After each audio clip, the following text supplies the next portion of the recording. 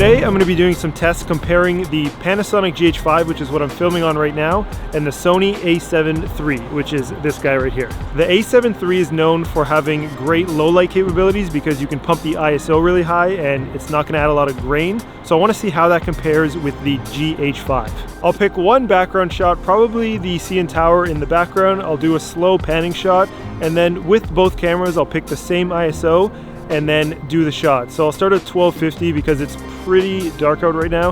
Then I'll go to 3200 ISO, 6400, and then 12800. Although I don't think the GH5 will most likely get past even 3200 without showing a lot of grain.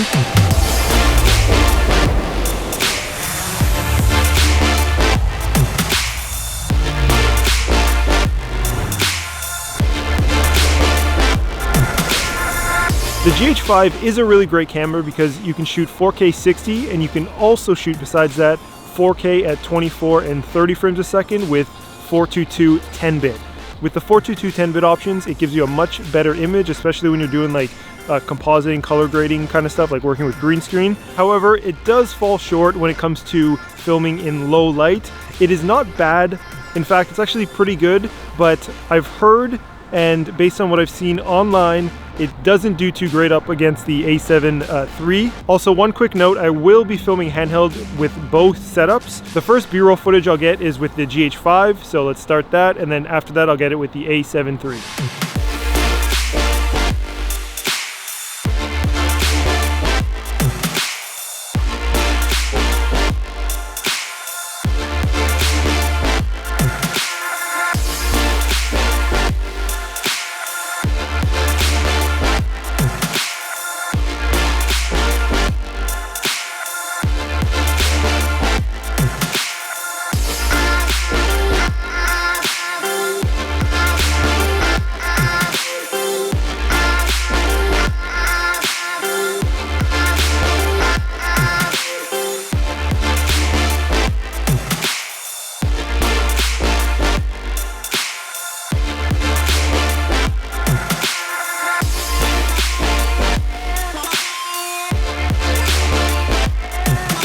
Alright, I just finished editing that sequence you just saw, and after reviewing all of the footage, it's pretty drastic how much better in low light the A7iii is compared to the GH5. Now first off, I want to say that I did shoot in a standard picture profile, so I didn't shoot in a log format. Also, I didn't pump or reduce any of the picture profile settings, so I didn't increase or reduce the sharpness or the saturation, for example. And for the lenses used, the focal lengths were a little different because of the lenses we own, but that's alright because it shouldn't matter at all in this video because we're only talking about video noise. On both cameras, I set them up to shoot at 120 frames a second. I used an aperture of f2 and a shutter speed of 1/125.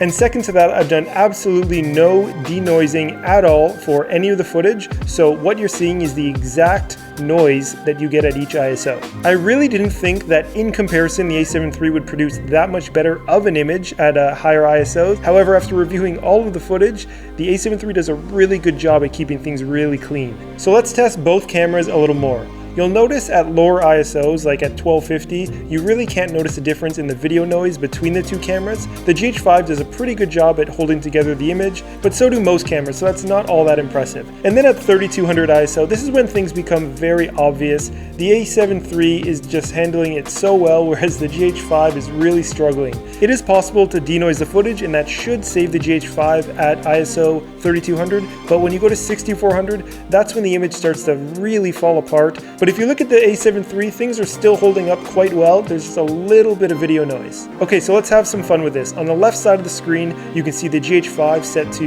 an ISO of 3200. And I want you to guess what you think a similar video noise would be for the ISO on the right side for the A7iii. So pause the video now and leave a comment below on what you think the ISO is that would produce a similar video noise on the A7iii, and then I'll reveal it in a second.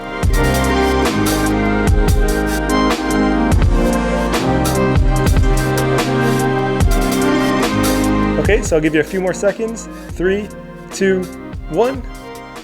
And the answer is 12,800 ISO when I reviewed and compared the footage. That's incredible because what that means is the A7iii at 12,800 ISO has as usable footage as the GH5 at 3200 ISO. That is a massive difference.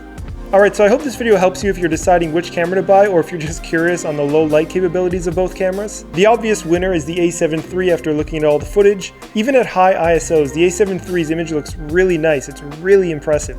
If you like this video, give it a thumbs up, and I replied to all comments, so leave a comment below and let me know what your favorite DSLR is, if you prefer Sony cameras or Panasonic cameras for video. And did you guess it right for the similar ISO question that I had earlier in this video? I really don't think I would have got that right. I did not think the A7 III was that much better at low light than the GH5. Okay, so that does it for this video. Thanks for watching. Subscribe to the channel for more videos from us, and we will see you next time.